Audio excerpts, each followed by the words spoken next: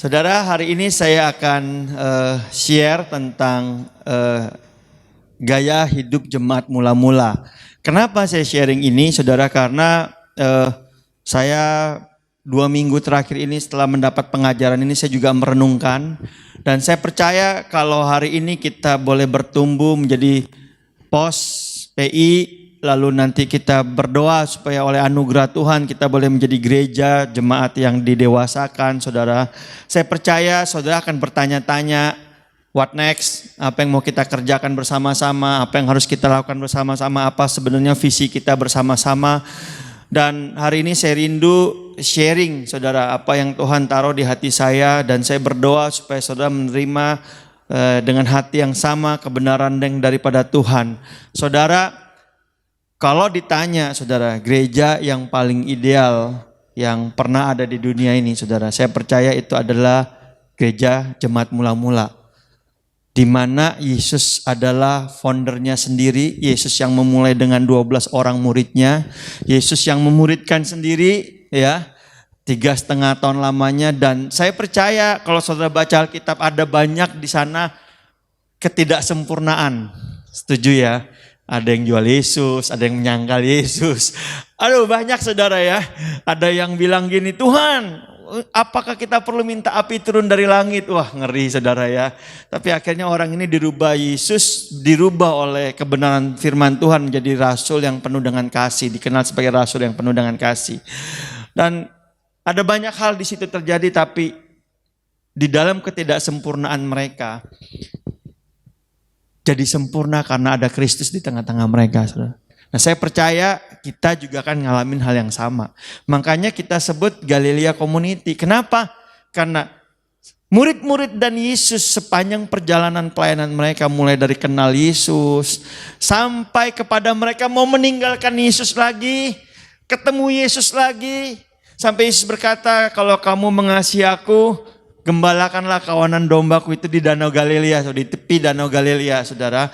Dan saya percaya apa yang murid-muridnya alami bersama Kristus, kita akan alami juga. Ya, kita berjalan bersama dengan Dia. Itu sebabnya hari ini saya rindu untuk sharing tentang gaya hidup, lifestyle-nya jemaat mula-mula. Supaya saudara bisa melihat ada beberapa hal yang kita sudah mirip, sudah sama. Ada beberapa hal yang kita perlu tingkatin, kita perlu bertumbuh di situ. On process, ya. Nah, mari saya mau ajak kita sama-sama baca firman Tuhan dulu. Kisah Para Rasul 2 ayat 41 sampai 47. Saudara udah dapat semua? Terbaca dari belakang? Terbaca ya? Terbaca. Oke. Kita mau baca bersama-sama ya dengan meresapi dengan suara yang lantang. Kisah Para Rasul pasal yang kedua ayat yang ke-41 sampai yang ke-47. Ayat 41, 1, 2, 3. Orang-orang yang menerima perkataannya itu memberi diri dibaptis, dan pada hari itu jumlah mereka bertambah kira-kira 3.000 jiwa. Padua, mereka bertekun dalam pengajaran rasul-rasul dan dalam persekutuan, dan mereka selalu berkumpul untuk memecahkan roti dan berdoa. Maka ketakutanlah mereka semua, sedang rasul-rasul itu mengadakan banyak mujizat dan tanda. Dan semua orang yang telah menjadi percaya tetap bersatu, dan segala kepunyaan mereka adalah kepunyaan bersama. Sampai di situ dulu. Saudara, sudah berbulan-bulan, mungkin bertahun-tahun kita ngeliat gini, ya dia lagi, kan ya, benar gak saudara? Wah, sampai kita bisa tahu hari ini kalau ada yang gak hadir, kita bisa tahu, oh si ini kemana ya, si A, si B kemana, si C, si D kemana, si ini ada di posisinya ini. Kita sudah tahu. Kenapa? Karena satu dengan yang lain kita udah sangat kenal, ya tahu. Tapi pernahkah saudara bayangkan oleh satu buah khotbah Petrus di Kisah 2, hari itu terjadi revival. Dan Tuhan menambahkan pada hari itu kira-kira 3.000. Ini kita kalau ketambahin 3.000 gimana saudara? Oh, haleluya. Oke, kebanyakan ya. 300. Gimana kalau Tuhan tambahin 300? Langsung kita 3 kali ibadah. Ya kan? Langsung ada tantangan altar call, siapa yang mau memberi diri melayani Tuhan sepenuh waktu di tempat ini. Tambah 300 soalnya. Oke, masih kebanyakan. Bagaimana kalau Tuhan tambah 30? 30. Penuh. Saudara udah mulai gak bisa pilih tempat duduk dengan leluasa. Karena udah mulai padat merayap. Ya, udah mulai berpikir kayaknya mesti tambah kursi nih gitu. Bagaimana kalau Tuhan tambahkan 30 misalnya. Nah saudara, saya berdoa untuk pertambahan sahabat baru. Saya berdoa Tuhan kirim orang baru Tuhan. Saya berdoa Tuhan tambah Tuhan, ada komunitas baru lahir. Tapi waktu saya merenungkan firman ini, saya menyadari sebelum Tuhan menambah kita dengan orang-orang baru, harus ada persiapan yang kita lakukan bersama-sama. Enggak bisa 1 orang, enggak bisa 2 orang. Dan saya menyadari bahwa kalau saudara baca, mereka bertekun dalam pengajaran rasul-rasul, mereka berkumpul dan memecahkan roti, berdoa, terjadi mujizat. Saya percaya sebelum urapan Tuhan yang menambahkan jiwa itu hadir di tengah-tengah mereka, mereka sudah mempunyai gaya hidup yang dibangun ketika Yesus bahkan masih hidup. Oke, mereka berkumpul sama Yesus setiap hari. Mereka diajar sama Yesus setiap hari. Mereka mengikuti pelayanan Yesus. Mereka dapetin isi hatinya Yesus. Sempat kecewa ninggalin Yesus karena gak sesuai, Yesus tidak sesuai dengan skenarionya mereka. Tapi sampai di titik itu mereka menyadari bahwa tanpa mereka sadari, Yesus mempersiapkan mereka, saudara. Ada pola-pola yang Yesus ajarkan kepada mereka dan pola itu diduplikasi oleh mereka. Misalnya Yesus memuridkan 12 orang. Yesus mengutus 2. Jadi ada 6 tim. Lalu kalau saudara baca lebih lanjut di Lukas, saudara akan temukan ada 70 murid. Kalau 2 ngikutin pola yang sama, mereka cari 10 ada 6 kelompok jadi 60. 60 tambah 12 yang pertama kurang lebih 70. Betul saudara ya? Jadi ada pola. Waktu polanya tercipta saudara, ketika revival dikirim sama Tuhan, 3.000 itu bertambah, 3.000-nya gak hilang. Kenapa? Terhisap, terserap seperti anggur baru yang ditaruh di dalam sebuah kirbat baru, saudara. Nggak ada yang kebuang. Ya. Nah, waktu saya merenungkan ini, saya jadi berpikir bersama-sama untuk yuk kita memahami gaya hidup gereja mula-mula dengan lebih dalam lagi, saudara. Karena saya percaya Tuhan akan kirimkan kepada kita tuaian. Dan hari-hari ini Tuhan sedang mempersiapkan kita, saya dan saudara, untuk menyambut kebangunan rohani yang sudah Tuhan persiapkan sebelumnya bagi kita. Amin saudara. Saya baca lebih lanjut lagi ayat berikutnya 45. Sama-sama. 1, 2, 3. Dan selalu ada dari mereka yang menjual harta miliknya, lalu membagi-bagikannya kepada semua orang sesuai dengan kebutuhan keperluan masing-masing. 46. Dengan bertekun dan dengan sehati mereka berkumpul tiap-tiap hari dalam bait Allah. Mereka memecahkan roti di rumah masing-masing secara bergilir dan makan bersama-sama dengan gembira dan dengan tulus hati. 47. Sambil memuji Allah dan mereka disukai semua orang, dan tiap-tiap hari Tuhan menambah jumlah mereka dengan orang yang diselamatkan. Yang percaya katakan amin. Nah saudara, katanya tiap hari Tuhan menambahkan jumlah mereka dengan orang yang diselamatkan. Terjadi penambahan. Tuhan kirim lagi, kirim lagi, kirim lagi. Kenapa Tuhan kirim? Karena hari itu murid-murid siap. Setelah melewati berbagai rintangan, murid-murid menjadi siap. Saudara, kalau kita rindu hari ini untuk Tuhan tambahkan di tengah-tengah kita, kita mesti siap. Saya dan saudara, mari kita sama-sama siap, saudara. Kita nggak pernah tahu kapan, tapi kita harus siap. Nah, saya pernah dengar gembala senior cerita. Waktu tahun 65, Betul ya, 65. Ada banyak saudara-saudari dari Kedar ingin berbalik, datang ke rumah Tuhan. Tapi hari itu konon katanya rumah Tuhan gak siap. Mereka takut, wah ini apa ini, bener gak, jebakan bukan, apa. Sehingga mereka gak berani terima dan gak berani terima. Akhirnya tuayan yang sudah menguning itu, saudaraku, enggak bisa tertampung dan masuk ke lumbung dengan baik, saudara. Nah, saya berdoa supaya kita enggak ngalamin hal yang sama, amin. Nah, dari mana kita mau mulai? Ayat 46 berkata, dan dengan bertekun dan dengan sehati, mereka berkumpul tiap-tiap hari dalam bait Allah. Mereka memecahkan roti di dalam rumah masing-masing secara bergilir dan makan bersama-sama dengan gembira dan dengan tulus hati. Saudara tahu nggak, kita sama gereja mula-mula ada persamaan. Ya, benar nggak? Si Fade ini udah ketawa aja. Di mana persamaannya, saudara? Setidak-tidaknya mereka punya 2 pertemuan, kita juga punya 2 pertemuan. Pertemuan yang pertama katanya berkumpul di bait Allah atau gereja. Hari ini kita berkumpul.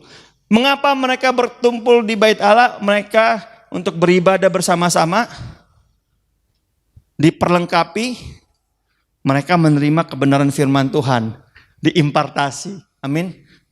Tiap minggu kita kumpul sama, saudara. Saudara mendengarkan firman Tuhan, beribadah, menyembah Tuhan, beribadah, diperlengkapi, diimpartasi, saudara.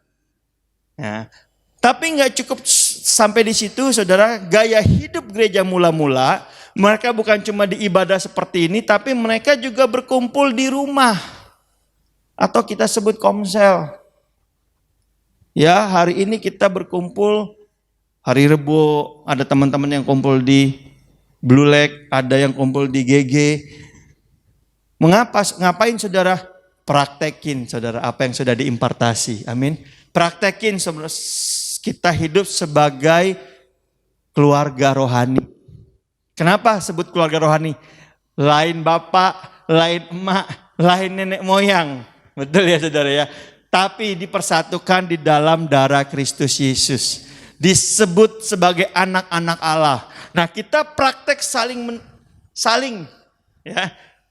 belajar saling memberkati, saling menasehati, saling caring. Ya, saling mendoakan, saudara. Udah sama, saudara. Makan-makannya juga sama. Ya, habis ibadah makan-makan sama. Di titik ini kita sama. Tapi hari ini saya rindu untuk kita sama-sama belajar lebih mendalam lagi. Supaya dari persamaan yang ada kita meningkat. Bukan cuma sama di 2 hal ini, tapi kita boleh mengalami revival yang gereja mula-mula juga alami, saudara. Amin. Nah, saya akan sharing 5 gaya hidup gereja mula-mula. Yang pertama, ya, 5 gaya hidup gereja mula-mula. Yang pertama apa, saudara? Gereja mula-mula dibangun dengan visi dan dasar yang apostolik. Kenapa? Karena ayat 42 berkata, mereka bertekun, tapi bukan dalam segala pengajaran. Mereka bertekunnya dalam pengajaran rasul-rasul. Apa itu pengajaran rasul-rasul?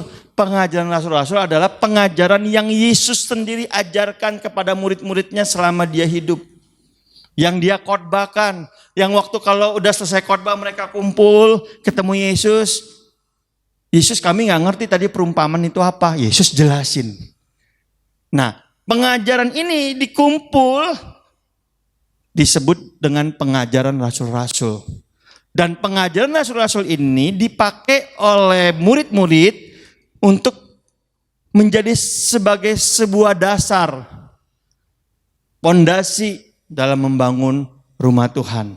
Itu sebabnya saya pengen sharing ini supaya saudara ngerti bahwa kita sedang mau masuk ke dalam visi dan pengajaran dasar daripada pengajaran apostolik itu sendiri. Apa, saudara, isi pengajaran rasul? Yang pertama, kerajaan Allah. Markus 1 ayat 15 berkata, waktunya telah genap. Siapa yang ngomong begini, saudara? Yesus. Waktunya telah genap, kerajaan Allah sudah dekat. Bertobatlah dan percayalah kepada Injil. Yesus berkata kerajaan Allah sudah dekat. Makanya Yesus ngajarin, saudara, kalau mau berdoa, Tuhan, Bapa kami yang di surga, dikuduskanlah namamu, datanglah kerajaanmu, jadilah kehendakmu.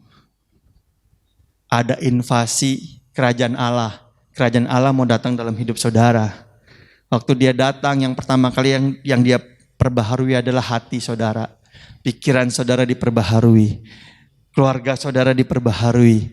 Ya, tempat di mana saudara berada Tuhan akan perbaharui lewat hidup saudara. Kenapa? Karena orang yang hidup dalam kerajaan Allah akan membawa budaya kerajaan Allah. Amin saudara. Nah, jadi visi dan dasarnya apa saudara? Kerajaan Allah sendiri.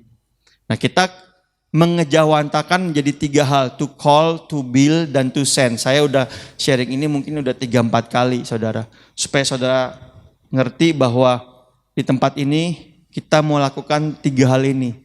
Amin. Yang pertama, to call. Kita mau menyadari bahwa saudara dipanggil, semua kita dipanggil kepada terangnya. Amin. Terangnya Tuhan. Ayatnya di mana? 1 Petrus 2, 9 dan 10. Kamu adalah bangsa yang terpilih, imamat yang rajani, bangsa yang kudus, umat kepunyaan Allah sendiri, supaya kamu memberitakan perbuatan yang besar dari Dia yang telah memanggil kamu keluar dari kegelapan kepada terang yang ajaib. Amin. Saudara setuju kita dulu hidupnya tanpa Tuhan dalam kegelapan?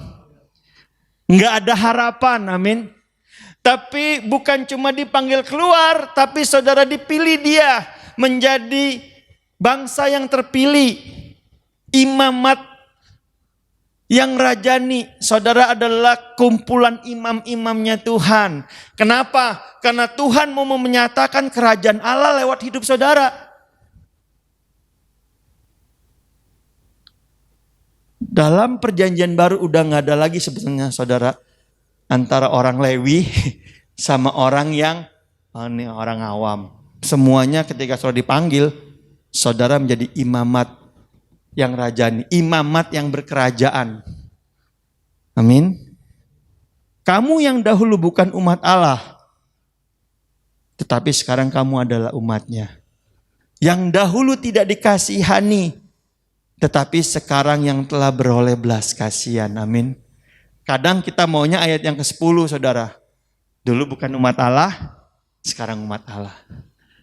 Dulu yang tidak dikasihani, sekarang beroleh belas kasihan. Amin. Tapi kita lupa, waktu kita menjadi umat Allah, kita menjadi imamat yang rajani. Tuhan mau pakai saudara untuk membawa dampak. Orang kalau lihat kerajaan Allah lewat hidup saudara dan saya, yuk bertumbuh. Kalau saudara bilang ini, ya tapi gimana ya Pak? Masih banyak celaknya, masih banyak kurangnya, masih banyak gak idealnya. Jangan saudara, kita juga masih belajar sampai sekarang. Jangan saudara, kita aja masih diproses. Amin saudara. Masih perlu terus berlatih. Terus. Amin. Tapi sadar dulu bahwa saudara adalah orang yang dipanggil Tuhan. Nah yang kedua, bukan cuma dipanggil, to build. Saudara dibangun untuk menjadi kediaman Allah. Ya ayatnya Efesus 2 ayat 19-22. Demikianlah kamu bukan lagi orang asing dan pendatang, melainkan kawan sewarga dari Allah, dari orang-orang kudus dan anggota-anggota keluarga Allah. Yang dibangun di atas dasar para rasul dan para nabi dengan Kristus Yesus sebagai batu penjuru. Di dalam Dia tumbuh seluruh bangunan, rapi tersusun menjadi bait Allah yang kudus di dalam Tuhan. Dan dalam Dia kamu juga turut dibangun menjadi tempat kediaman Allah di dalam Roh. Tuhan bukan cuma panggil kita dari gelap dan terang. Tuhan mau tinggal di dalam saudara. Bait suci yang sesungguhnya, amin. Saudara. Saudara bukan orang yang biasa-biasa. Ada Roh Tuhan. Makanya banyak kita ya ngalamin tekanan. Ya, walaupun kita waktu ngalamin rasanya Nggak mati, setengah mati. Bener nggak? Aduh Tuhan nggak kuat. Aduh Tuhan nggak kuat. Tapi waktu kita terus setia, kita nggak pernah ngerti kita keluar dari proses dan menjadi pribadi yang lebih baik. Waktu kita menjadi pribadi yang lebih baik, waktu Tuhan mau pakai kita, kita jauh lebih dewasa, stabil, nggak labil, nggak gampang goyang. Kenapa? Karena pengalaman bersama Tuhan membawa kita ke dalam pengenalan yang lebih lagi dalam Tuhan. Amin. Tapi bukan cuma saudara sebagai pribadi nih. Pribadi mau dibangun menjadi batu bata hidup katanya. Untuk pembangunan rumah Tuhan. Karena waktu Tuhan mau bangun rumah Tuhan, dia gak bisa hanya lewat satu pribadi, saudara. Makanya dalam setiap kita tuh punya potensi, punya karunia, punya keunikan. Punya hal-hal yang spesial, yang mau dipakai untuk pembangunan tubuh Kristus. Makanya jangan sampai ada kita yang udahlah janganlah gitu. Nanti talenta yang saudara punya jadi gak kepake saudara. Padahal sangat dibutuhkan, sangat diharapkan Tuhan mau pakai saudara. Kita tuh spesifik loh saudara panggilannya. Ya kan? Saya gak bisa seperti saudara gak bisa seperti saya. Tapi ketika disinergikan menjadi batu bata hidup untuk pembangunan rumah Tuhan. Wih dahsyat saudara. Ya, ada orang saudara ngerasa gini, wih, gerejanya gede, jemaatnya ribuan misalnya. Tapi waktu Tuhan lihat, belum jadi bangunan, masih jadi bahan bangunan, saudara tahu. Karena nggak semua jadi batu bata hidup, belum ketempel satu dengan yang lain. Hanya datang, pulang, gak ketahuan, pulang. Karunianya gak semua difungsikan, hanya orang-orang tertentu. Tapi kita rindu saudara, gereja ini rindu bahwa semua kita menjadi batu hidup dipakai untuk membangun.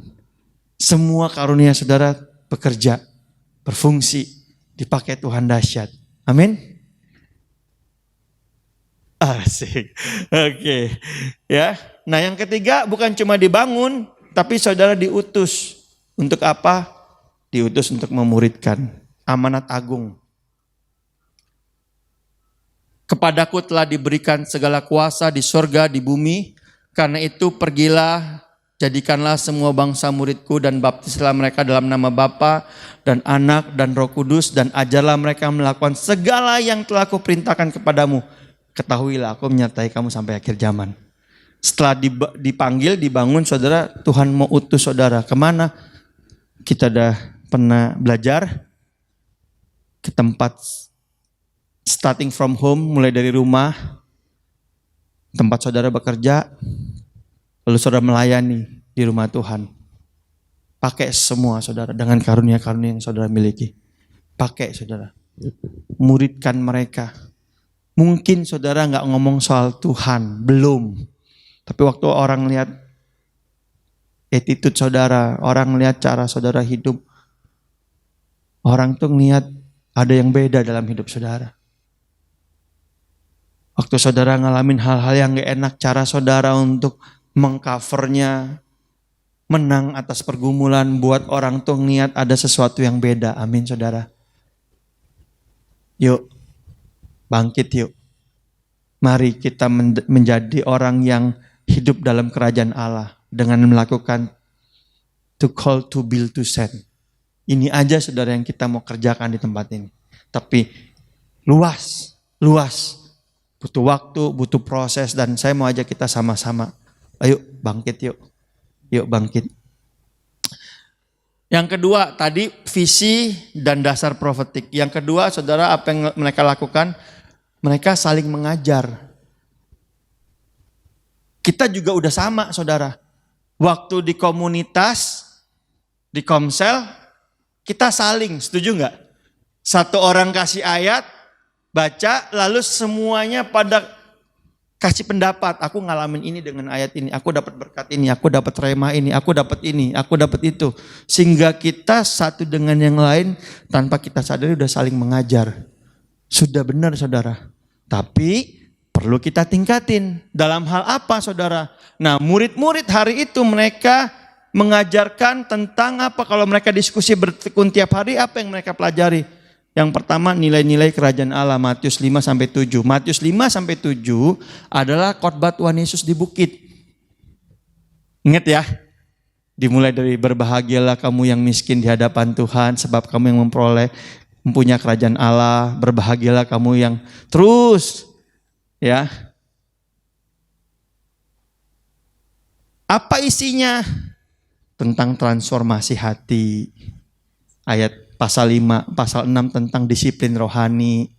Pasal 7 tentang hubungan-hubungan. Jangan kamu menghakimi, tentang pengampunan. Terus saudara, supaya kita bisa terus bertumbuh dan berbuah dan buahnya dinikmati oleh orang banyak. Nah, di gereja mula-mula mereka saling satu dengan yang lain. Nah, kita mau praktekin ini saudara. Saling mengajar. Nah, bagaimana bisa saling mengajar saudara? Makanya kita mau buat yang namanya kelasnya saudara. Supaya kita punya dasar yang sama. Kita semua ini dari berbagai gereja dengan dasar yang berbeda. Ajaran yang berbeda.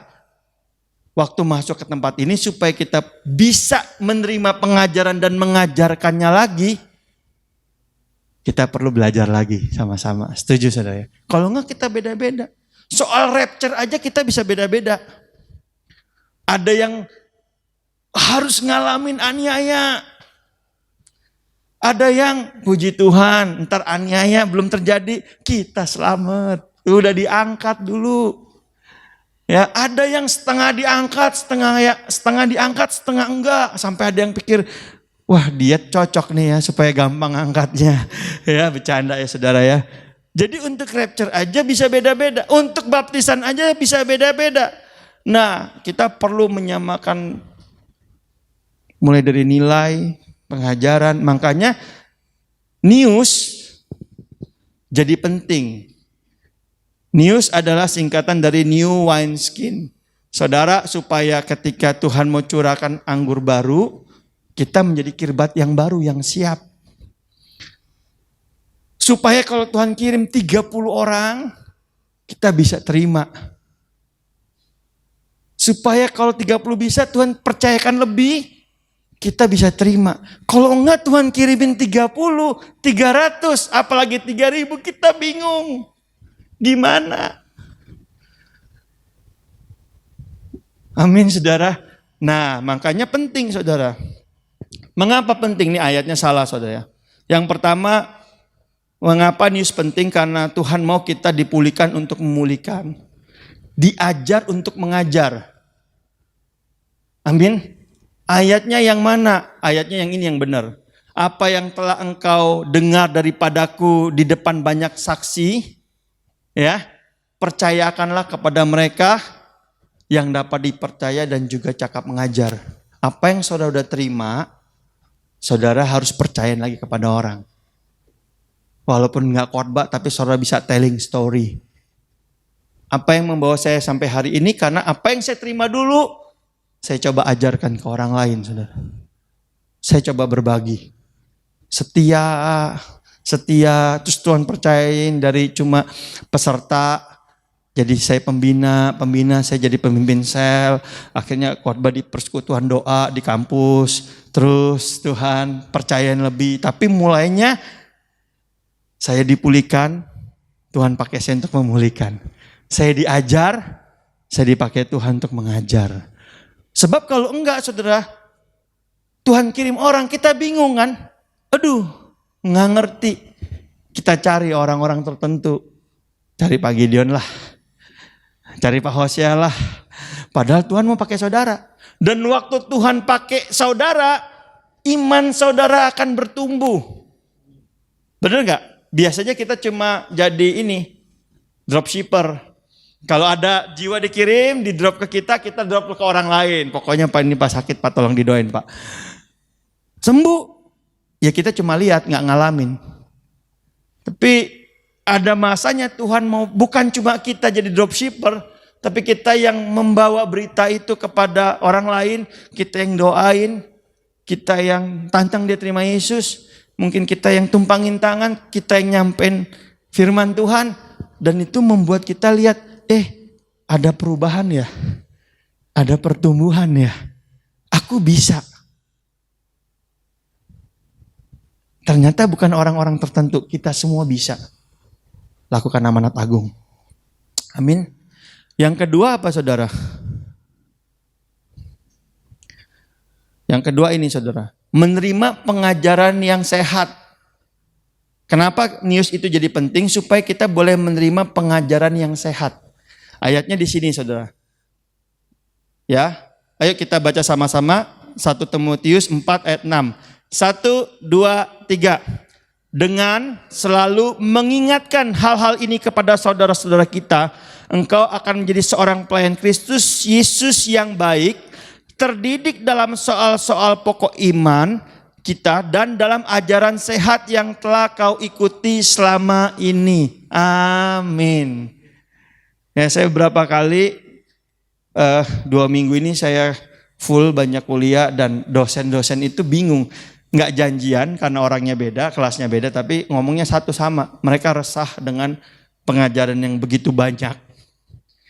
Yang kalau ditilik dari teologi nggak sehat, nggak seimbang, tapi viewernya banyak.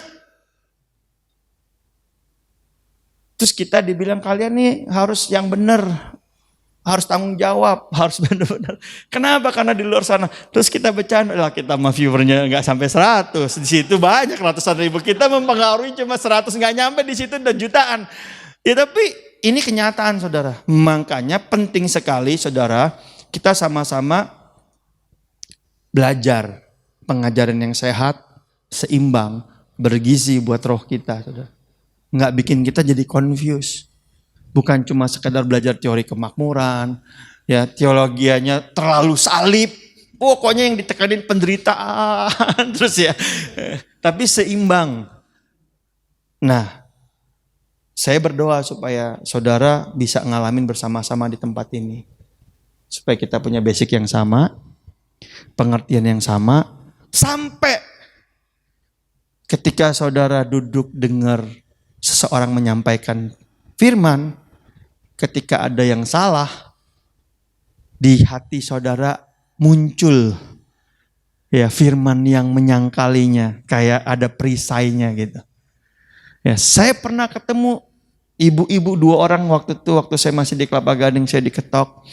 Shalom, kenalkan nama saya A, B, boleh kita sama-sama, Bapak orang apa? Kristen. Oh cocok, boleh kita belajar Bible, kita diskusi. Terus saya undang masuk. Dan dia mulai buka ayat, ngajarin saya ya, tentang utusan 2 orang utusan Tuhan, siapakah mereka, siapakah Yesus. Wah, tapi saya bersyukur saudara, karena saya mendapat pengajaran yang sehat. Waktu itu diajarkan, di pikiran saya itu muncul ayat-ayat yang menyangga, enggak Yesus bukan Allah, enggak Kitab Yohanes berkata pada mulanya adalah firman dan firman itu bersama-sama dengan Allah dan firman itu adalah Allah. Dan firman itu tinggal di tengah-tengah manusia. Ada kok ayatnya. Jadi kayak nggak gampang ke bawah saudara. Nggak gampang. Kenapa? Karena ternyata saya bertahun-tahun tanpa saya sadari menerima pengajaran yang sehat. Yang terus dan membuat iman saya kokoh dan bertumbuh. Itu sebabnya yuk sama-sama yuk. Sama-sama. Supaya saudara ngalamin pertumbuhan. Amin. Nah yang ketiga saudara. Ya, menerima pengajaran yang sehat. Dan yang ketiga kita memiliki dasar dan nilai yang sama.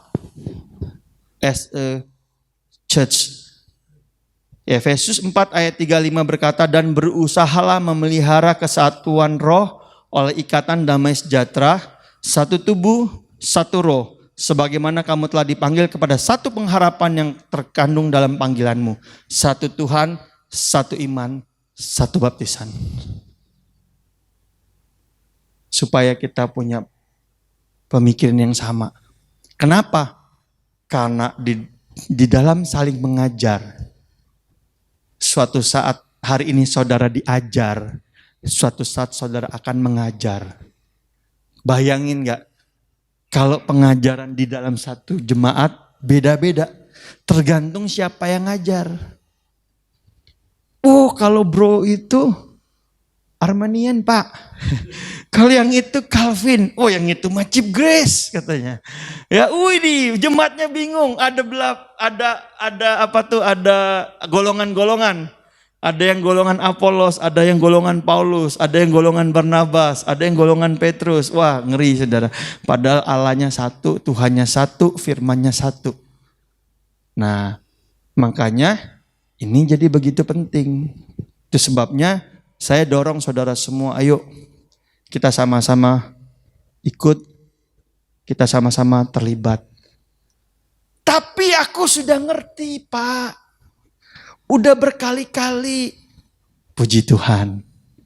Saudara, yuk sama-sama disegarkan lagi, di-refresh dengan dengar ulang. Supaya apa? Sungguh saudara kalau sampai Tuhan kirim lawatan dan jiwa-jiwa itu berdatangan. Tuhan mau pakai saudara. Amin saudara. Nggak yakin banget ya saudara. Amin. Tuhan mau pakai saudara. Tuhan akan pakai saudara. Lewat apa yang kita miliki. Apa yang ada di tangan saudara, apa yang di hati saudara, apa yang ada di pikiran saudara. Benih mana yang ada, itu akan Tuhan munculkan untuk saudara jadi saluran berkat. Nah yang keempat apa saudara? Saling mengembalakan. Gaya hidup gereja mula-mula saling mengembalakan. Kisah para Rasul 2 ayat 42 berkata mereka bertekun dalam pengajaran rasul-rasul dan dalam persekutuan, dan mereka selalu berkumpul untuk memecahkan roti dan berdoa. Nah, kita udah banyak lakukan ini saudara, sebetulnya. Waktu berkumpul ya, satu orang sharing, kita bersekutu, worship bareng, kita pecahin roti, bukan pecahin roti sih, nyentong nasi. Ya, bro nambah bro, ya kan, makan, waduh ya. Setelah itu kita berdoa bersama-sama. Nah, tapi kita mau tingkatin, bukan cuma sekedar ngumpul, bukan cuma sekedar makan, tapi kita mau tingkatin untuk saling membangun, saudara. Ya, tapi aku udah ikut lama nggak dibangun-bangun nih pak. Kalau gitu saudara yang mulai. Karena kata saling bukan berarti selalu dua-duanya. Tapi ada satu yang lebih dulu. Yang satu mungkin belum, butuh waktu, butuh proses. Karena semua kita beda orang, beda cara, beda gaya. Ada yang kayak solar, saudara, lama panasnya. Ya lama panasnya, lama adaptasinya. Sabar. Ya, ada orang yang rame. Nggak disuruh ngomong udah ngomong. Dan ngomongnya masih diingetin, kalau nggak berhenti-berhenti ngomong terus. Ada yang mau ngomong mesti didorong-dorong ya, beda. Tapi di dalam segala kekurangan dan kelemahan kita, kuasa Tuhan menjadi nyata. Amin saudara, yuk kita sama-sama terus bertumbuh. Nah ini saudara, ayat 42, saling mengasihi. Saling memperhatikan. Saudara bilang, gue udah mengasihi terus, kapan dikasihi? Ya, capek pak, mengasihi terus, kita sendiri gak pernah dikasih, sabar, ada bagiannya. Tapi saudara pernah sadar gak, orang yang mengasihi, orang gak bisa mengasihi kalau dia tidak dikasihi. Sadar ya? Untuk saudara mengasihi, saudara pasti dikasihi. Jadi kalau saudara mengasihi terus menerus tapi saudara gak dikasihi, bersyukur. Karena berarti stok kasih saudara dari Tuhan gak putus-putus. Benar gak? Ada orang yang memberkati terus jarang diberkati. Ya bersyukur, berarti apa? Sumber berkat saudara gak putus-putus. Coba kalau putus, pasti saudara, aku mau tapi gak punya. Tapi kalau selama saudara bisa memberi aja, berarti gak putus-putus saudara. Bersyukur. Saudara lebih senang dari posisi yang memberi atau diberi? Hah? Memberi. Kenapa? Karena kalau saudara bisa di posisi memberi, berarti saudara punya. Mengasihi atau dikasihi? Mengasihi. Kenapa? Waktu saudara bisa memberi, mengasihi, berarti saudara tuh ngalamin kasih Tuhan terus menerus. Makanya waktu ada orang-orang sama saudara bergesekan, konflik apa, saudara santai. Kenapa? Saudara ngalamin Tuhan terus setiap hari. Punya daya tahan. Kalau nggak punya daya tahan, saudara. Kayak, gue udah nggak tahan. Toksik. Gue mau pindah. Bayangin ya, saudara kalau baca gereja mula-mula, waktu zamannya Kaisar Nero, mereka dilepas di kandang, dilepas di sebuah kayak tribun gitu, ada singa. Singanya nggak dikasih makan, harus menerkam orang-orang percaya. Waktu itu mereka nggak lari, mereka malah saling memberi diri. Udah gue dulu, udah aku aja, awas biarin aku gitu. Dengan harapan mungkin nih, kalau singanya kenyang temannya nggak dimakan. Tapi orang yang ngalamin berani kayak gini, itu kan ngalamin Tuhannya luar biasa, betul gak saudara? Sampai gak takut lagi gitu. Stefanus dilemparin batu sampai dia bisa ngomong, Bapa ampunilah, sebab mereka tidak tahu apa yang mereka perbuat. Sama kayak Tuhan Yesus, kenapa? Karena dia ngalamin kasih Bapa. Saudara, kalau saudara dalam komunitas gak merasa dikasihi, tapi saudara terus yang merasa saudara yang mengasihi terus, bersyukur, kasih Allah ada di dalam kamu. Kristus tetap di dalam kamu. Amin saudara. Demikian juga dengan saling memperhatikan. Sama saudara. Bersyukurlah saudara. Saudara bisa memperhatikan orang lain, caring sama orang lain. Berarti dalam hidup saudara, saudara udah penuh. Sampai meluap. Sebab kalau gak penuh, sebentaran capek. Benar gak? Kayak sebentar aduh capek nih gue nih. Ya jadi caretaker terus. Capek nih gitu. Kenapa? Karena kita gak pernah diisi. Tapi kalau kita diisi terus, mantap. Ayo mari saudara. Ya.